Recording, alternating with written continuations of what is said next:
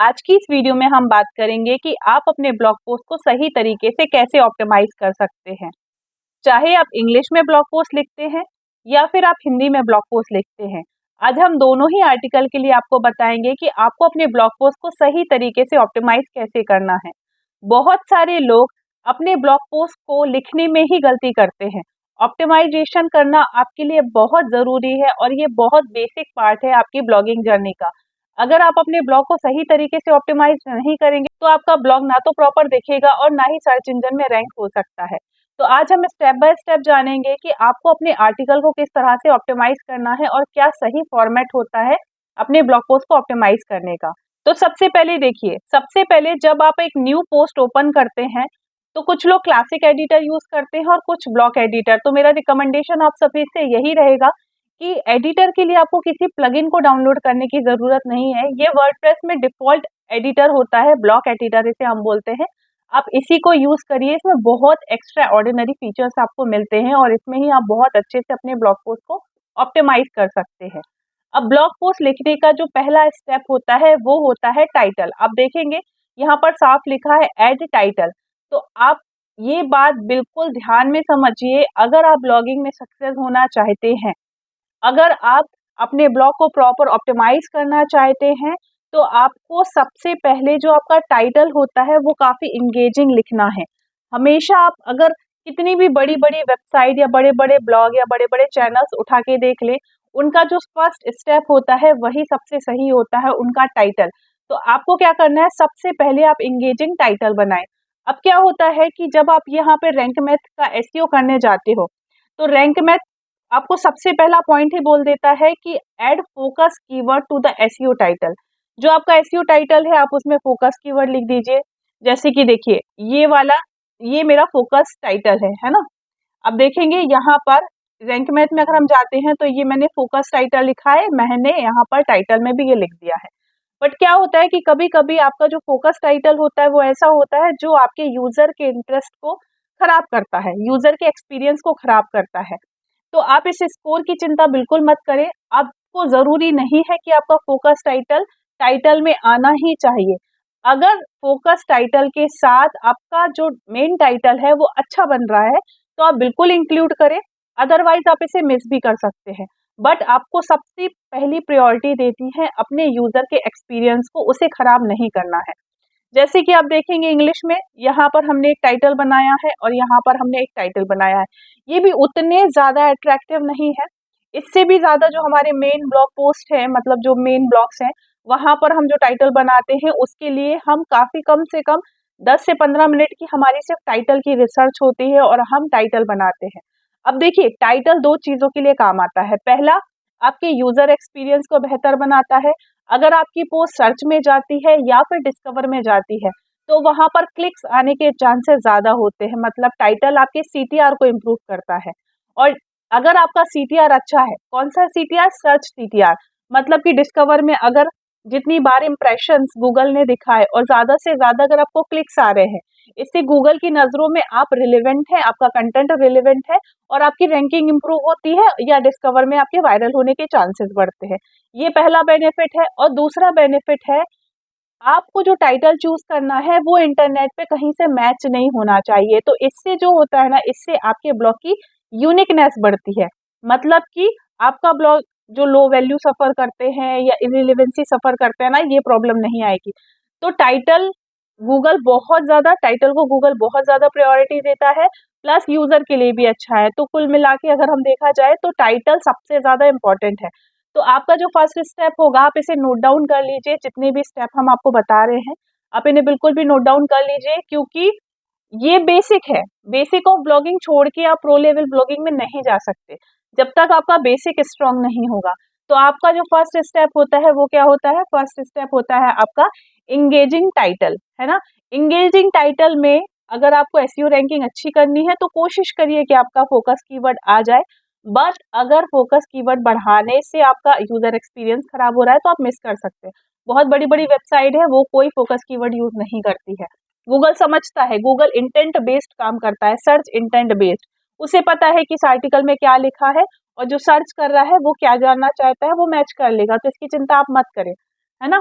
तो आपको सबसे पहले इंगेजिंग टाइटल बनाना है। अब इंगेजिंग टाइटल बनाने के बाद देखिए ये पहला ब्लॉक और ये 2 ब्लॉक, ये हमने 2 ब्लॉक लिए। आपको हमेशा स्मॉल पैराग्राफ यूज़ करने हैं। कुछ लोग क्या करते हैं यहाँ से लिखना शुरू करेंगे और यहाँ पे उनका पैराग्राफ खत्म होगा। मतलब यहाँ से लिखना शुरू करेंगे, इतना लेंथी उनका पैराग्राफ हो जाता है। ऐसा बिल्कुल भी नहीं करना। आप खुद देखिए एज़ अ यूज़र जब आप किसी चीज़ को पढ़ना शुरू करते हैं और मतलब 500 वर्ड का कोई पैराग्राफ हो, आप उसे मिस कर दोगे, छोड़ दोगे, उधर से चले जाओगे आप, बाउंस बैक कर दोगे।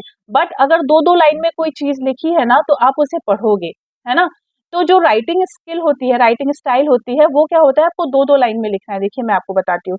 जैसे इतने छोटे पैराग्राफ भी चलेंगे और कोशिश करिए कि अगर आप इस तरह से लिखते ना, ये पढ़ना ज़्यादा ईज़ी है एज़ कंपेयर कि अगर आप इसे ऐसा मिक्स कर दें, है ना? अब देखिए इस तरह से मिक्स किया हुआ इंसान यूज़र की नज़रों में लगता है कि जैसे बहुत ज़्यादा रीडिंग वर्क है और वो क्या करते हैं वो बाउंस बैक कर देते हैं। तो जो आपका पैराग्राफ होते हैं वो आपको कोशिश करना है कि इस तरह से आप 2-2 वर्ड में बनाएँ। एक लाइन खत्म हुई और इस तरह से आप ये, ये पढ़ने में यूज़र के लिए ज़्यादा ईज़ी है।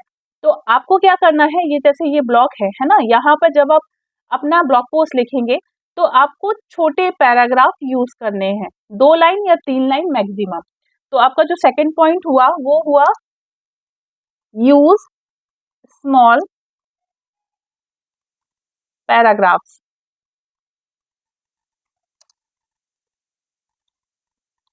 ठीक है, छोटे छोटे पैराग्राफ्स आपको अपने ब्लॉग पोस्ट लिखते समय यूज करना है। अब देखेंगे यहाँ पर 3 लाइन, 2 लाइन, 3 लाइन, बस इससे ज्यादा नहीं।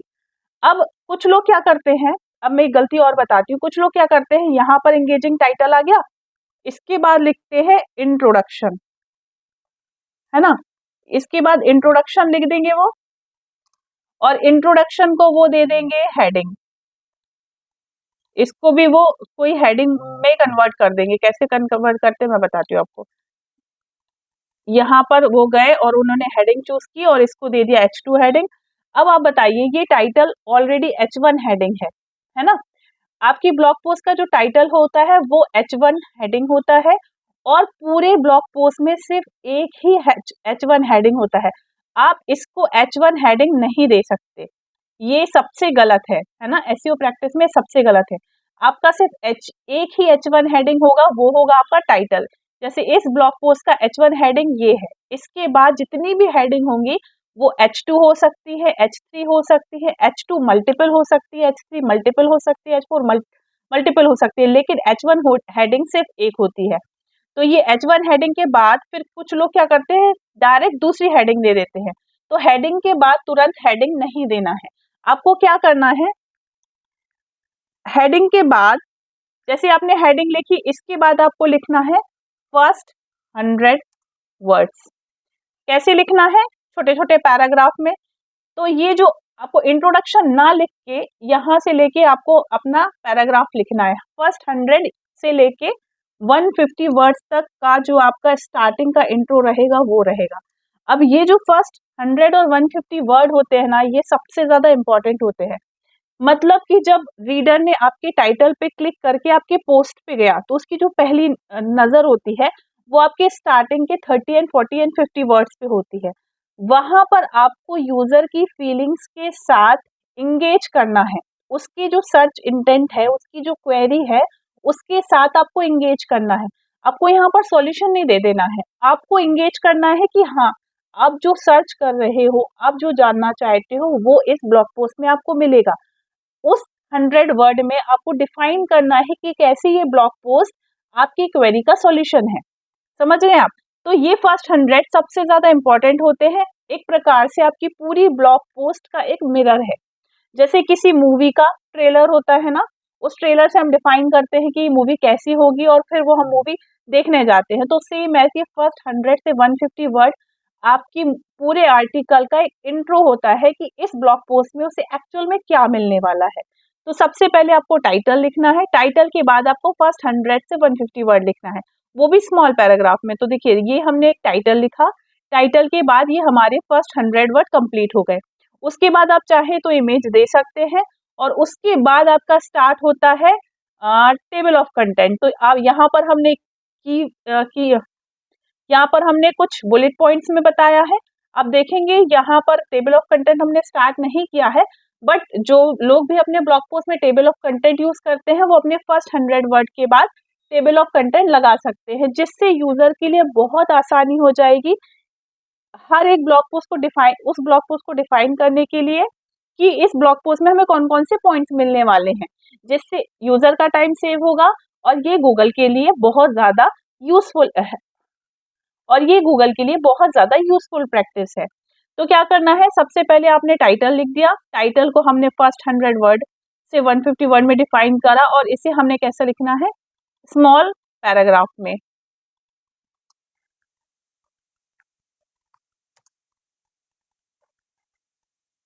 स्मॉल पैराग्राफ में लिखना है, ठीक है। ये हमारी 2 लाइन सेकेंड स्टेप हो गया। थर्ड स्टेप होता है हमारा, आप टेबल ऑफ कंटेंट लगा सकते हैं, ठीक है। इसके बाद फोर्थ स्टेप में आपकी आएगी मेन हेडिंग। मेन हेडिंग मतलब जो भी आपका ब्लॉग है उसका जो मेन फोकस कीवर्ड है उसकी क्वेरी आप H2 हेडिंग में सॉल्व करेंगे, ठीक है। अब जो H1 हेडिंग के बाद जो दूसरी हेडिंग बनती है वो H2 हेडिंग बनती है। अब मैंने देखा है कुछ बिगनर्स ब्लॉग में वो हेडिंग को डिफाइन ही नहीं करते, वो क्या करते हैं, वो H2 हेडिंग लेते ही नहीं है, H3 ले लेते, H5 ले लेते, H6। तो भाई ये जो H2 हेडिंग होती है, H3 हेडिंग होती है, इन्हें आप समझिए, इन्हें समझना बहुत जरूरी है। देखिए मैं आपको यहीं पे बताती हूँ। सबसे पहली हेडिंग होती है H1 जो कि आपके ब्लॉग का टाइटल होता है, ठीक है। इसके बाद आपकी हेडिंग बनती है H2। H2 कितनी भी हो सकती है, लेकिन H2 के अंदर कुछ लिखना है तो वो हेडिंग होती है H3, और H3 के अंदर अगर कोई पॉइंट है तो वो होता है H4, और H4 के अंदर अगर कोई पॉइंट है तो वो होता है H5, और H5 के अंदर अगर कोई पॉइंट है H6। लेकिन H2 लिखने के बाद आपके पास इसके अंदर कोई पॉइंट नहीं तो दूसरी हेडिंग भी H2 ही बनेगी, और H2 हेडिंग के अंदर अगर कोई पॉइंट है H3 और H3 के अंदर कोई अगर पॉइंट नहीं है तो फिर H3 आप मल्टीपल बनाएंगे, ठीक है। आइए मैं इसे थोड़ा सा डिटेल में आपको समझाती हूँ। जैसे कि यहाँ पर हमारा H1 टाइटल हो गया, इसके बाद हमने फर्स्ट 100 वर्ड लिख दिए, इसके बाद ये हमारी हेडिंग जो बनी ये बनी हमारी H2, ठीक है।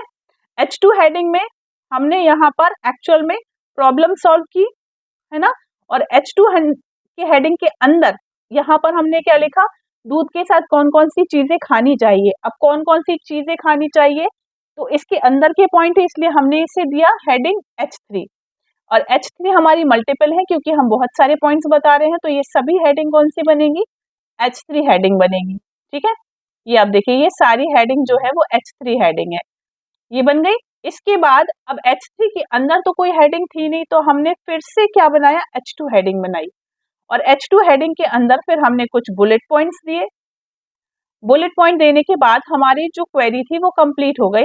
इसके बाद हमने निष्कर्ष या फिर आप बोले इसे कंक्लूजन, है ना। देखिए लास्ट में आप कंक्लूजन दे सकते हैं, आप लास्ट में कंक्लूजन दे सकते हैं, और कंक्लूजन के बाद आप क्या कर सकते हैं, FAQ दे सकते हैं। FAQ के लिए आप मेनली जो पीपल ऑल्सो आस्क के क्वेश्चन होते हैं वो दे सकते हैं, तो ये भी H3 हेडिंग के अंदर, क्योंकि हमने FAQ को H2 हेडिंग लिया तो ये सारे क्या हो गए, H3 हेडिंग्स हो गए। इस तरह से हमने अपने FAQs बनाए।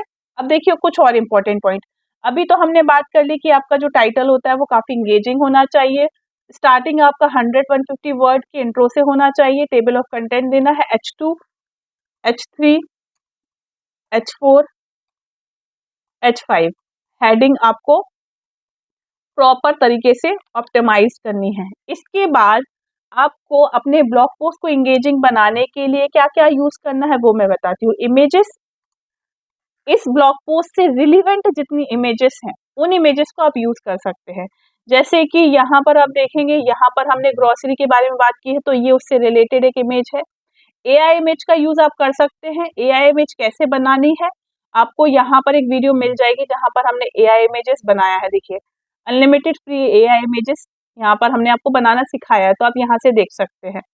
इसके बाद देखिए यहाँ पर हम, हाँ, इमेजेस जहाँ पे रिलीवेंसी लग रही वहां पे इमेजेस लगाएं। अगर आपके पास कोई वीडियो है तो आप वीडियो को इनबिल्ड करें। हाई क्वालिटी आर्टिकल लिखने के लिए इमेजेस, वीडियोस का इस्तेमाल आपको करना है। वीडियो नहीं है तो कोई प्रॉब्लम नहीं है, अगर है तो आपके लिए वेल एंड गुड है, अदरवाइज इमेजेस को लगाइए। इंगेजिंग और जो रीडेबिलिटी इंप्रूव करने के लिए आपको क्या क्या लगाना है, टेबल ऑफ कंटेंट का यूज करना है, टेबल ऑफ कंटेंट का यूज करना है। दूसरा, बुलेट पॉइंट का यूज करना है। अब बुलेट पॉइंट गूगल को बहुत ज्यादा पसंद है, जैसे कि मैं आपको बताती हूँ, यहाँ पर ये लिखा, फिर इन पॉइंट्स को हमने इन बुलेट पॉइंट में यूज कर लिया। तो ये जो होता है ना, यूजर के पढ़ने के लिए बहुत अच्छा होता है और ये प्रैक्टिस गूगल को बहुत पसंद है। तो आप क्या कर सकते हैं, टेबल ऑफ कंटेंट का यूज कर सकते हैं, बुलेट पॉइंट का यूज कर सकते हैं, स्मॉल पैराग्राफ का यूज कर सकते हैं, स्मॉल पैराग्राफ का यूज कर सकते हैं। लास्ट में आपको क्या देना है, कंक्लूजन। कंक्लूजन में मतलब आपको संक्षिप्त में बता देना है कि आपकी पोस्ट किस बारे में थी और हमने क्या सॉल्व किया है, और अगर आप आए हैं तो उसके लिए थैंक यू, और पढ़ने के लिए बताइए। तो ये कंक्लूजन में आप अपने यूजर से बात कर सकते हैं। अगर कोई एफिलिएट ब्लॉग लिख रहा है तो कुछ कॉल टू एक्शन से रिलेटेड बात कर सकता है। तो ये हो गया कंक्लूजन। इसके बाद 8 पॉइंट में अगर आप एफएक्यूज देंगे तो उसमें वो पॉइंट्स कवर हो जाते हैं जो हम अपने ब्लॉग पोस्ट में कवर नहीं कर पाते। कभी कभी क्या होता है कि जब हम अपना ब्लॉग पोस्ट लिखते हैं तो बहुत सारे कुछ ऐसे क्वेश्चंस होते हैं जो इस ब्लॉग पोस्ट से रिलेटेड होते हैं, बट उनका आंसर 2 लाइन 3 लाइन या 2 वर्ड्स 3 वर्ड्स में होता है, तो उसे हम एफएक्यू में कवर करते हैं, जिससे वो कीवर्ड हमारे ब्लॉग पोस्ट में भी आ जाता है, हमारे यूजर को भी मिल जाता है और हमारी एग्जिस्टिंग ब्लॉग पोस्ट को डिस्टर्ब भी नहीं करता। तो आप लास्ट में एफएक्यू ले सकते हैं, जैसे कि यहाँ पर भी शायद देखिए, ये देखिए। अब ये एफएक्यू हमको कहाँ मिलते हैं, ये पीपल ऑल्सो आस्क में जो क्वेश्चन पड़े होते हैं ना, तो गूगल खुद बोलता है कि लोग इन क्वेश्चंस को ढूंढ रहे हैं, इनका आंसर दीजिए, तो हम उन कीवर्ड्स को एफएक्यू में कवर करते हैं। तो छोटे छोटे आंसर होते हैं और ये भी कवर हो जाता है, तो इससे भी हमारी रैंकिंग बूस्ट होती है। तो हमें क्या करना है, अच्छा टाइटल बनाना है, इंट्रो बहुत अच्छा लिखना है, टेबल ऑफ कंटेंट से यूजर का टाइम बचाना है, अपने ब्लॉग पोस्ट को H2, H3, H4, H5 headings में कन्वर्ट करना है, जहां पर इमेजेस की जरूरत हो वहाँ इमेजेस लगाए, जहाँ पे वीडियो की जरूरत हो वहाँ वीडियो लगाए, टेबल ऑफ कंटेंट लगाए, बुलेट पॉइंट दे, स्मॉल पैराग्राफ लगे, और हाँ टेबल्स बनाएं। टेबल्स मतलब जैसे कि यहाँ पर देखिए, शायद इस वाले ब्लॉग पोस्ट में आपको टेबल मिलेंगे, किसी भी चीज को डिफाइन, देखो बुलेट पॉइंट मिला है इसमें, है ना, बुलेट, ये देखिए, ये अगर कोई चीज समझाने के लिए आप इस तरह से टेबल बना रहे हैं ना, तो ये भी बहुत अच्छा है। किसी ब्लॉग पोस्ट में प्रॉपर टाइटल है, प्रॉपर टेबल ऑफ कंटेंट है, इमेजेस है, वीडियो है, बुलेट पॉइंट है, टेबल बनी हुई है, एफएक्यूज है, कंक्लूजन है, तो वो ब्लॉग पोस्ट एक रिच ब्लॉग पोस्ट होती है। अब ऐसा नहीं है कि सिर्फ फॉर्मेट ही आपने यूज कर लिया, आपको उसे बहुत अच्छे से इंफॉर्मेशन के साथ देना है। आपको बढ़ा चढ़ा के बहुत सारा नहीं लिखना है, अननेसेसरी वर्ड लेंथ को नहीं बढ़ाना है, आपको प्रिसाइज एक्यूरेट वे में उस इंफॉर्मेशन को कंप्लीट करना है। एक हाई क्वालिटी ब्लॉग पोस्ट लिखने के लिए सबसे ज्यादा जरूरी है, आपने जो फोकस कीवर्ड लिया है, फोकस कीवर्ड का मतलब होता है यूजर गूगल पे सर्च करके जिस कीवर्ड को आपके ब्लॉग पोस्ट पे आ रहा है वो फोकस कीवर्ड है। तो जब कोई इंसान गूगल पे सर्च करता है तो उसका एक सर्च इंटेंट होता है, बेफालतू में तो कोई कुछ कुछ भी बैठ के सर्च नहीं कर रहा है, उसने सर्च किया है मतलब उस क्वेरी को वो जानना चाहता है, कहीं ना कहीं बैकेंड में उसको उस इंफॉर्मेशन की नीड है। तो एज अ ब्लॉगर आपको समझना है कि इस फोकस कीवर्ड से आपका यूजर क्या जानना चाहता है, और उसकी क्वेरी को आपको अपने ब्लॉग पोस्ट में कंप्लीटली विथ एक्यूरेसी के साथ सॉल्व करना है। मतलब कि the most important point is complete information, चाहे वो 600 वर्ड में कंप्लीट हो जाए, चाहे वो 6000 वर्ड में कंप्लीट हो, जब तक आपका फोकस कीवर्ड के अकॉर्डिंगली आपकी ब्लॉग पोस्ट में इंफॉर्मेशन कंप्लीट नहीं हुई है, तब तक आपको वो ब्लॉग पोस्ट लिखनी है। मतलब कि जो फोकस कीवर्ड आपने लिया उससे एक्चुअल में जो क्वेरी जनरेट हुई वो आपके ब्लॉग पोस्ट पे सॉल्व होना चाहिए, जो यूजर ढूंढ रहा था वो आपके ब्लॉग पोस्ट पे मिलना चाहिए। ये सबसे ज्यादा इंपॉर्टेंट पॉइंट है। तो आपको अपने ब्लॉग पोस्ट में क्या लिखना है, कंप्लीट इन्फॉर्मेशन लिखना है। कंप्लीट इन्फॉर्मेशन एक कंप्लीट एक्यूरेट फॉर्मेट में लिखना है, इंगेजिंग बनाना है। इसके बाद इसके बाद आप अपने ब्लॉग पोस्ट का एसईओ कर सकते हो। एसईओ में क्या क्या करना पड़ता है आपको, अगर आप ये जानना चाहते हो कि ब्लॉग पोस्ट का एसईओ कैसे करना है तो इसके लिए आप मुझे कमेंट करें।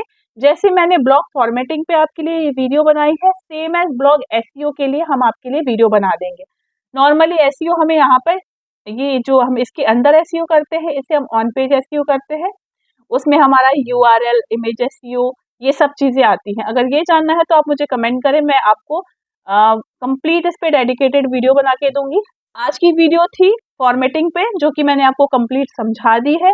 और डिटेल में समझने के लिए आप क्या कर सकते हो, जो बड़े-बड़े सक्सेसफुल ब्लॉग है, जो गूगल पे फर्स्ट नंबर पे रैंक हो रहे हैं, आप उनके फॉर्मेटिंग को टेस्ट करिए। आप उनके फॉर्मेट को चेक करिए कि वो किस तरह से लिखते हैं, क्यों गूगल को वो इतना पसंद है कि वो नंबर 1 पे रैंक कर रहा है। आप टफ कीवर्ड उठाइए, उस टफ कीवर्ड को आप गूगल पे सर्च करिए और जो नंबर 1, नंबर 2, नंबर 3 पे रैंक हो रहे हैं, आप देखिए कि वो किस फॉर्मेट को अपनाए हुए हैं, तभी वो गूगल पे रैंक हो रहे हैं। कभी भी सक्सेसफुल पर्सन से आपको सीखना होगा। जो सक्सेस है, जो उस कीवर्ड पे रैंक हो रहा है, तब दैट मीन्स उसने वो पॉइंट्स कवर किए हैं, जो गूगल को पसंद है, दैट्स व्हाई वो रैंक हो रहा है। तो आप उसके फॉर्मेट को भी कॉपी कर सकते हैं कि वो किस तरह से लिख रहा है, उस तरह से लिख सकते हैं। बाकी बेसिक आइडिया हमने आज की इस वीडियो में आपको दे दिया। अगर आपको ये पसंद आई तो हमें कमेंट करके ज़रूर बताएँ। एसईओ वाली वीडियो अगर आपको चाहिए तो वो भी मुझे कमेंट करके बताएँ। बाकी ब्लॉगिंग से रिलेटेड यहाँ पर आपको बहुत सारी वीडियो मिल जाएगी, सबको देखिए, आपको बहुत नॉलेज मिलेगा। आज के लिए इतना ही, थैंक यू।